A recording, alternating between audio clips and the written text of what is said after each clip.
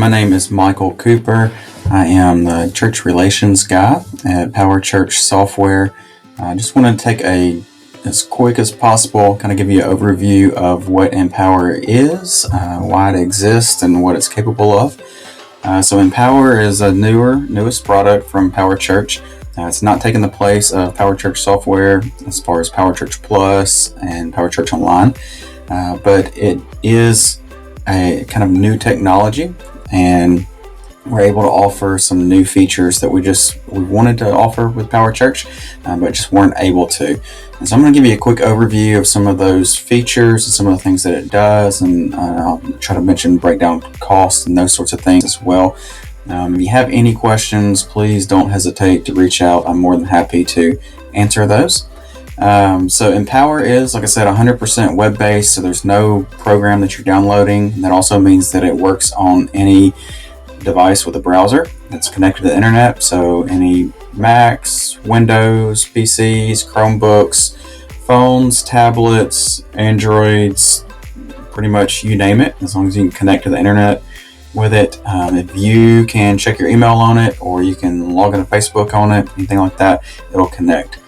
So you're simply going to go to a URL, so just a website address, and then you're going to be able to log in just like you're logging into social media or email. So I'm going to go ahead and log in. This is our demo database with Empower, and I will give you a quick overview. So when you log in, again, you have as many users as you'd like. As far as church leadership goes, you can give, staff, pastoral staff, deacons, elders, department leaders, anybody that you want to have access to membership data in some form, some fashion, with some permissions.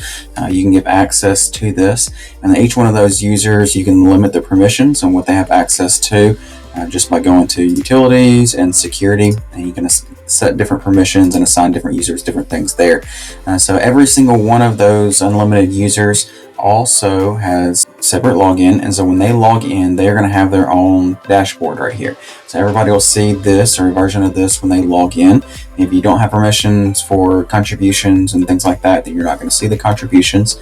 And so this dashboard is completely customizable. You can drag and drop the different things that are pertinent to you or to your ministry or to the way that you interact with the data. And so all of these are customizable as well. You can get in and kind of set different settings. So important dates here, we'll talk about that in a second, but you can edit the number of days that you're looking at and who's included in that. Now, there are also some custom search tiles, dashboard tiles, and these are kind of like custom reports that are built in. And so you can set those things, and if that is the most important thing to you, of course, you can bring it up and drag and drop it wherever you'd like to on the dashboard. And so it'll remember these locations. So each time you log in, the things that you set will be, as most pertinent, will be at the top or where you want them to be displayed. You remove those, do quite a few different things with them. So membership is set up very similar to Power Church. I'm going to give you a real quick overview so we don't take up all of your time. So you have household level and the people level. So household level is kind of like families, just anybody that might be under the same roof that you want to categorize together. And so all of your information is going to import over from Power Church. You can do that on your own when you set up a trial, or we can help set up a trial or help set up an account and do that for you. Everything from people to contributions to anything that you want to that you have in Power Church that you're going to pull over, we'll import over, and we'll make sure that all those I's are dotted and T's are crossed and everything imports correctly. So when that information is imported over your households, you'll see your households or families here. All of these names are completely customizable. So if you want to say the Allreds or the Allred family instead of Jordan and Haley Allred, you can do that. It's just, it will show the Anderson family, just like the Anderson family down here does. When you log in at first, it'll pull up the contact information. I was already on attachments, so mine pulled up there. But when you pull up and it shows the contact information, this is all the pertinent contact information for the household.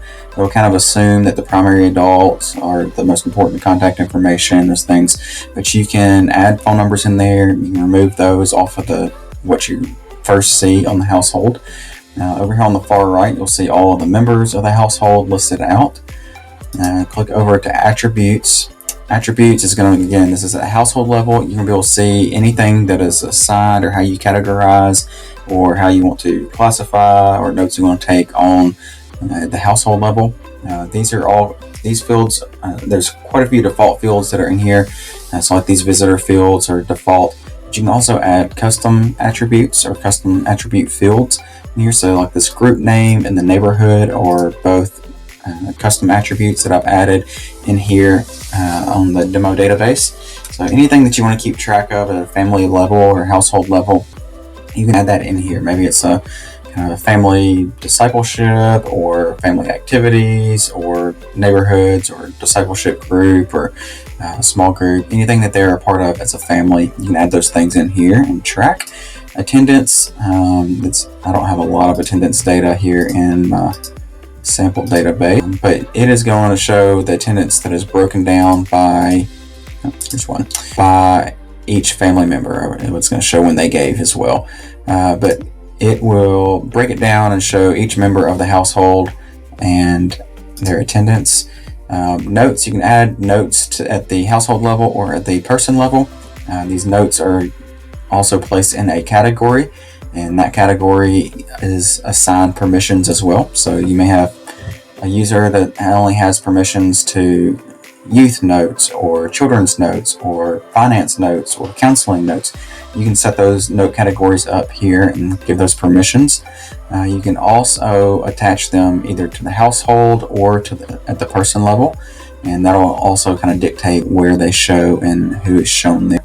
Some things in Empower Church that are not brought over to Empower. Some of the ways, some things that we've seen are the way that kind of visitations, scheduled visitations and things are Empower Church. We brought those over as note categories instead. So if you import that information or import that data over, you may see some things that you already have some note categories set up, and that is what that is. Reminders is a neat feature. This feature, I like to say, we're hopeful to build out even more with added features to it, but reminders as is, and you can add a reminder at the household level or at the person level, but you're going to set a due date, you're going to set a reminder type, you can set those reminder types up in the utilities and options, and then you're going to set that reminder. You can set it for the house or the person, and set it who it is, who's responsible for it, and if there's an activity, maybe it's a Sunday school class or it's a deacons group or a visitation group, you can set up who's responsible for that and then make any notes, and then it is going to remind that person that that activity, task is due for them, and let them know that you assigned it to them. Attachments is a neat thing. It's a very simple feature, but it can be used for lots of different things. You can attach pretty much any file type that we've tried. So whether it's a short video clip or an image, a photo, or PDF. A lot of things these are used for. Some examples that I like to give are a thank you note that's coming to the church that you want to attach to a person or a household, or you can do that here. Maybe it's a baptism video, maybe it's a time that they shared and a testimony. Anything you'd like to attach in here, you can attach to that person. And of course, you can also edit their name, the household name, edit the household membership status, or edit the household picture. So that is the household level. I'm going to jump over to the people level. It is very similar. So you can be able to track demographics, contact information, activities, attendance at the individual level. So demographics is just going to be kind of the general information about that person, and everything down to, some of these are default fields, and some of them will pull over from Power Church if you track that data in Power Church. But ministry that they're part of, personality, spiritual gifts. Discipleship is a custom attribute or a custom field that I've added in here in the demo database, and so you can track things like confirmations or baptisms or different groups that they might be a part of. Anything you want to do there. Of course, the rest of it's kind of self-explanatory. Membership and how you keep up and track membership is completely customizable. It will pull over from Power Church as well, but it is also I like to tell people it's a great time to kind of rethink how you might track membership or the different groups. If you have any duplicate groups, things like that, you can edit some of that and look at how that's tracked. To the far right, on the people level, it's going to show the household that they are a part of, and then it's going to show the household members. And also down here, it's going to show relationships. This is great for tracking anything, if it's cousins or uncles, or maybe it's somebody who brought a first-time guest. Then you can track those things without really saying that they're in the same household or related. Contact information, again, pretty explanatory. This is just going to be how you can get in touch and the data that you have for that individual person. Down in the far bottom right-hand corner, member portal access. You also have, with Empower, you have a member portal where members can log in. They can do quite a few different things. They can check their contributions. They can download contribution statements. If you give them access, they can see the church directory. They can edit their own information, and there's different permissions available for those things. So if they need to change a phone number, they can do that. And you can set that permission to say if they change it, it's live, it's good, and it updates our database. Or you can say we want to approve any changes that might be made to a member's data, and that'll come over as a pending change, and you can choose to update that or veto that change. You can also, of course, under emails and under their phone numbers, you can just click and send an email directly from there, or you can click and send a text message directly from there. You can also see that text message conversation and things like that. I'll go ahead and mention on that, just for the sake of time. Empower does come with text messaging. It's all included. You get a toll-free number with Empower it doesn't work on the trial, but once you have committed to to Empower, we will set up that phone number for you. Once that is approved by the government associations or the government, then we will push that through to your application, and you can send out text messages to your congregation. You get 100 messages included each month, 100 outbound messages. So if you're only sending 100 messages or under 100 messages a month, then it's totally free. Anything over 100 outbound messages, it is 3 cents a message on top of that, which is still, relatively speaking, very cheap compared to any other communication software that's available that you're sending out text messages with. You receive those inbound text messages as well, but we do not charge you for those, which is also different from many of the other text messaging services. We're not shooting to make money on text messaging. We just want to be able to provide that as a tool for our customers. So you are pretty much paying what we pay, and that is it. So if you have any questions on that, I'm happy to answer those. Also, under the people level, you'll see their activities that they are part of, and you can add and edit those. You can also see their attendance that's tracked via those activities. You can see that in the detailed form or the graph form. And then the donor info is going to show that the giving unit that person is a part of. The attachments is very similar to, or the same as the household attachment, and you can track those things there. Notes, again, same thing. You're going to see the household notes under each person as well. And then the carryings, I like to spend a little bit of time on this just because I really like this feature. I love pastoral ministry, and been in pastoral role for quite a while, and I love hospital visits. I love caring for people on that pastoral care side of things.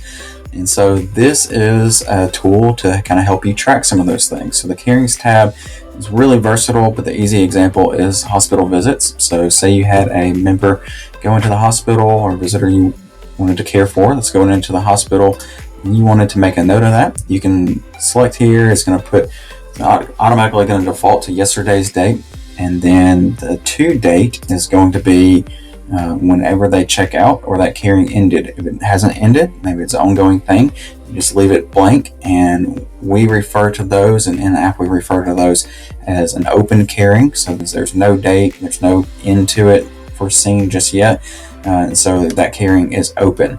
So you can put in your reason, routine surgery, caring type. You'll set these up under utilities options. I'll leave that as unassigned facility. Maybe it is a hospital. whatever it may be. You can put that facility in, room number if applicable, and then notes. Add any notes that, who called, who updated you, who let you know, maybe what happened in an event that led them to that. And then you just save those changes, and it's going to populate that person's caring right here. If a caring is ongoing and you want to add an update, or somebody visited or somebody called in an update, you can click here to edit the caring, delete the caring, or you can add a visit.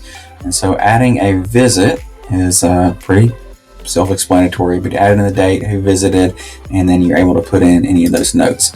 So again, the easy example is the hospital visits, but one I like to give as well is this is a way that you can track benevolence, especially for kind of internal benevolence or your congregational family benevolence, that you might be offering that support or that care to somebody. You can add that in here. You would just set up a caring type as benevolence. You can track those things, and you can put in, if you wanted to put in amounts or reasoning, and doing that will also allow you to run reports. So you can run reports. So if you want to do one specific, a caring type for the hospitals, you can run a hospital caring report or benevolence caring report. You can run the report for any that are open or any that happened this week. And doing that, you can send those out to your staff, your deacons, the people that are participating in those ministries. And that's just a way that you can kind of all stay on the same page and be updated. Another neat thing about this is that, again, all of Empower works on any device. So if you are at the hospital or you are with a member and you need to update the caring or add a visit, you can do that from your phone. And as soon as you do that from your phone, it's instantly updated here and can be updated, update any other staff members or leadership or anybody that's working in the database that it's pertinent to. Now, to the far right is the important dates. This is pretty neat as well. But there, again, you can add custom fields to anybody and all the people that are in your data or in your database. But there are some things that might only be pertinent or might only apply to a particular individual. So the important dates are going to be those things. So maybe you want to track the death of a spouse or something that you just want to be intentional about remembering. You can add those important dates in here, and you can again run reports. Anybody that has an important date coming up this week or this month, you can be notified of those. Maybe it's a sobriety date that you want to kind of keep track of and celebrate that with them each year. And you can enter those things that are on those specific members, and you can set up to be notified. You can also, of course, edit the individual member's picture, edit their names, and edit their membership status all right here.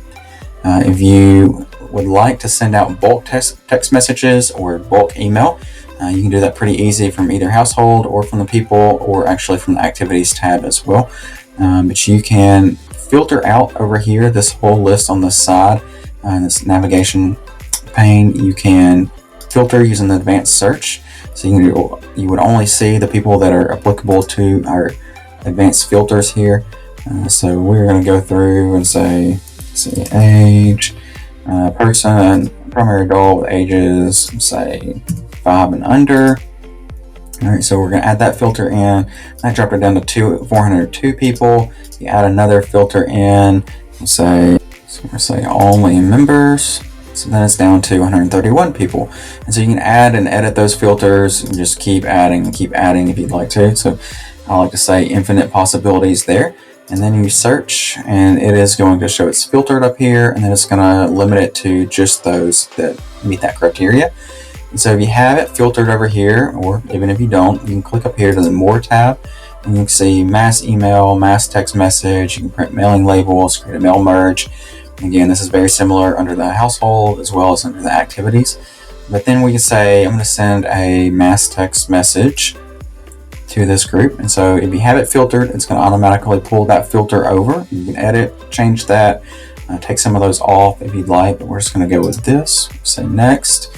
And it's going to show all those people that are a part of that filter. Let's say you're just curious about that filter, but you really only wanted to send it to a few people. You can just go select those people. Click next. You can set the date and time, so you can schedule a text message to be sent or you can send it as soon as you're done. Clicking next is going to take you actually to the message. You can save or pre-save templates in here, or you can just type in your text right here. We'll just say we'll use this right here, and so you can also add merge fields. So I'm going to say hey right here, the informal salutation. That doesn't make sense. We'll leave the cursor there. We're going to insert a merge field, and we're going to say preferred or first name. So then it changes that to say hey preferred or first name. Just dropping by to say hello, signed Michael. Clicking next is going to take you to the confirmation screen. And so we are sending this to Izzy. So that's one preview. You can click through and you'll see if you're sending it to 300, you'd see 300 down here. You can kind of scroll through those just to make sure that if you're using that merge field, that it's going to be correct. So we send it to Izzy, Gina, and Abby right here. And then we just click send, and it's going to send that. So these are fake phone numbers, and I don't want to use up our text messaging here, but so I'm not going to send it. But you just click send. It's going to give you the confirmation that it's either sent or scheduled, and that's it. So same exact thing for email, for mass email. It pulls up the same kind of walkthrough and steps. You can also use those merge fields and insert people's first name or family name, household name, activity that they're a part of, whatever it may be that you want to insert in there. So that's kind of it for the household and people activities. All that information is going to pull over from PowerChurch as well. If you have that set up in there, it is going to be set up very similar. One thing that might be a little bit different, a couple things that might be a little bit different, is you can take attendance via the detailed attendance records or just the totals, which will be kind of counting the number of heads that are in the activity or in the room. And so that attendance is going to be taken based off of the activity. You can also, so I'll get this in just a second, but the activities also have check-in, and that is either enabled or disabled. And so for each activity, and so check-in is included in Empower. It's a full check-in system. Takes attendance, prints labels, you run reports off of it, all that sort of thing. So all of that information is going to be recorded here. So under the activity, you'll see the members, the attendance, the events that it's a part of, the setup options for that, and any attachments that you want to attach to the event as well. The attendance, again, you can take it at the detail level, the total level, and see those attendance. Then you can always run reports off of any of that information that we just talked about, whether it's the households, people, activities, attendance records. This will also be where you will print off your register. So if you want to take attendance by hand or have a class roll, and then it's also where you will print off a church directory. If you want to print off a church directory, you can do that with pictures, without pictures. All of these reports are customizable in the sense that these are the kind of the base reports over here on the side.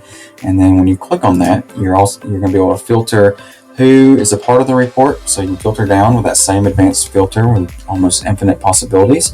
And then you're going to decide down here on the bottom half is what's going to be displayed on the report. And so that there are different options for different reports. Some of them offer different things to be seen or that you can take off of it, and that sort of thing. So that's kind of the gist of membership. I'm going to show you contributions real quick, and I don't want to take up too much of your time, and they may not be pertinent for everyone, but the contribution entry, very similar to PowerChurch. You're just going to be able to enter through here. You can tab through. One of the major differences is that you're not limited to search by envelope number. You can actually search by name first, last, and so as you type that, it's going to be a live search, and it is going to provide the members or the members that are matching that name that you're typing in. And the same thing for funds. You can start by typing in the fund or the fund number, whatever works for your workflow, and then you're just going to tab over. Once you select those things, you can use the tab button, or you can just come down here and click save once you have it all entered. You can see the totals up here, running total or the undeposited total up here at the top. And you add contributors and donors from the same screen. Beyond that, everything else works just the same as PowerChurch for the most part. You edit and see the contributions here. You can edit and see the deposits here. One thing that is a little bit different is you can actually edit a deposited or a posted fund or contributions. And so even if it is already deposited, you can go in and edit those contributions, and it will correct those things on the post or the deposited side. If you are using the accounting arm and it's connected, so our accounting arm for Empower it's connected to PowerChurch Online. If you're not paying full price for both programs, I'll cover pricing in just a moment, but you are able to do that. It will actually make those accounting entries and corrections in PowerChurch Online for you if you were to edit a deposited fund. You can import your contributions here. Maybe that's a CSV or a direct integration with Banco Online Giving. Reports under contributions is where you're going to run your reports that have anything to do with the contributor or a donor or pledges or those contribution sources, events. So the difference between activities and events is anything that you're going to put on a church, kind of public church calendar. Activities are any group that you want to track attendance for, or that's going to meet regularly, anything like that. I like to say it's a small, intimate group that's going to meet on a recurring basis. You wouldn't put all of those on the church calendar. So maybe it's a building and grounds committee or church group, or a visitation group, or Sunday school class, or small groups, anything like that. It's going to be an activity, and then events are going to be, fall festival, spring fling, summer camp, or VBS, or anything like that you're going to put on the church calendar. Check-in. I'll give you a quick kind of preview. I won't run through this completely, but we meant for it to be kind of bare bones and simplified. I don't have a printer connected to it right here, but you're just going to either search by the household and it'll pull up the names of the households that match, or you can click on the class to see who's checked in, or you can show all members right here and then just click check in off of that same screen. And that's pretty much it. It'll connect to any printer, pretty much any label printer. So you're not limited to just Dymo printers. You can use Brother printers, which is my personal preference, or kind of real Zebra, anything there. Pretty neat options within that. We can, if you have any questions on those things, we can talk through them later as well. Check in, messaging. I'm going to hit this real quick. I know you guys probably are in a meeting. You don't want to be there all night. But we do have a newsletter builder that is a part of this. A newsletter is really any reoccurring communication that you want to go out to your database or your members or visitors, your community that you have access to. So a newsletter is basically, you think a newspaper or magazine, anything that's going to have multiple issues, or you're going to be communicating on a recurring basis. You're going to add a newsletter, and so for some of these examples, like I've got daily news, monthly, weekly, or kind of an internal email that you're going to send on a recurring basis based off of how the membership, kind of a filter or a special criteria for the membership. So we'll use one of these as an example. So you click on issues here, you will see the different issues that have been a part of this newsletter. And so you can add those.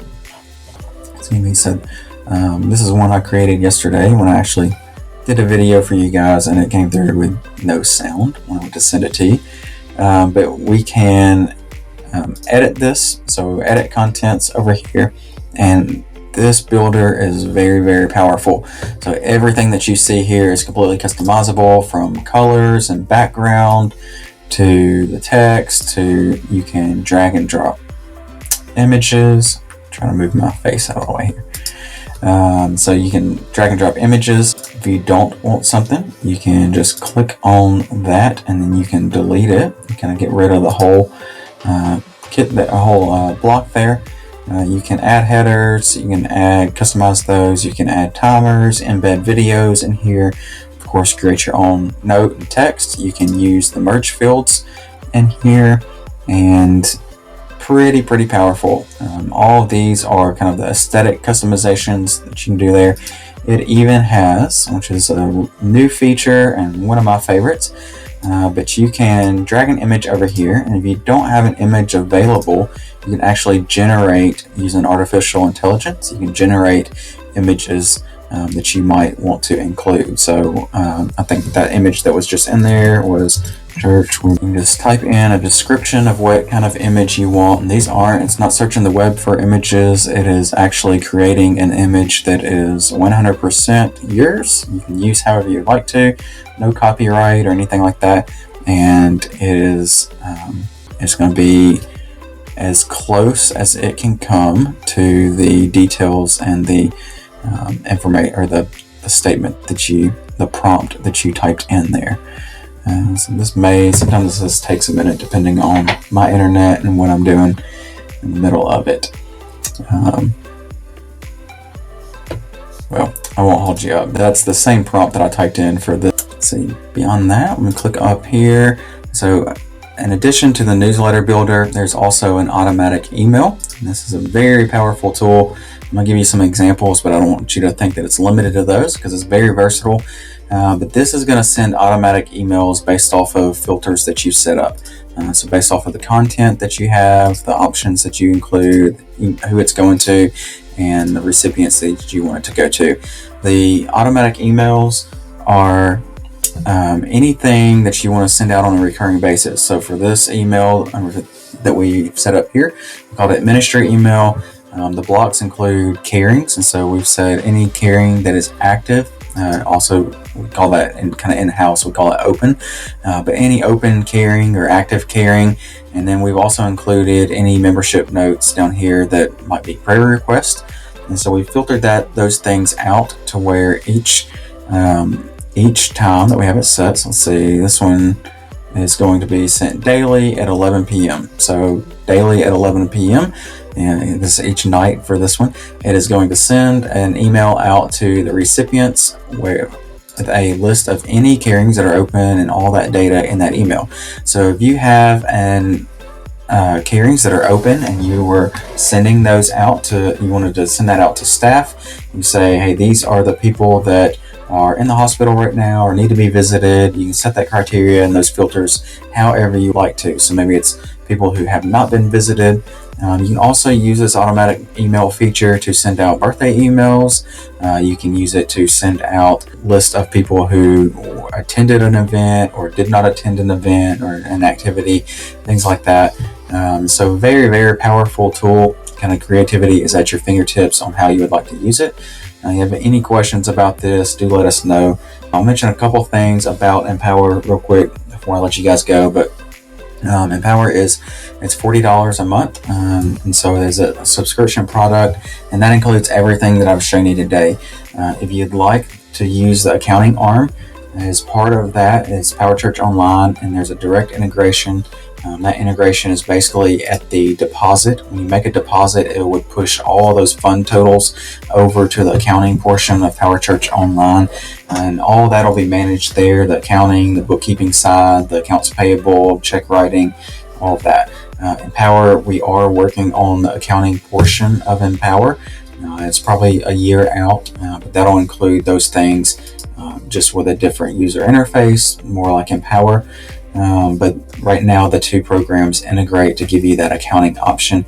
And so if you'd like the accounting option, it's just an extra $10 a month. So you'd have Empower for $40, and then the extra $10 on top of that for the accounting arm would be $50 a month. And only other charges that you would see above that would be the overages on the 100 free text messages, and then we would just you'd be billed for those monthly as needed. So if you are interested in paying for the yearly, yearly for just Empower is $455, and then if you're adding Power Church on top of that, I believe it's $110 additional for the annual subscription there. And you guys would be welcome to do that.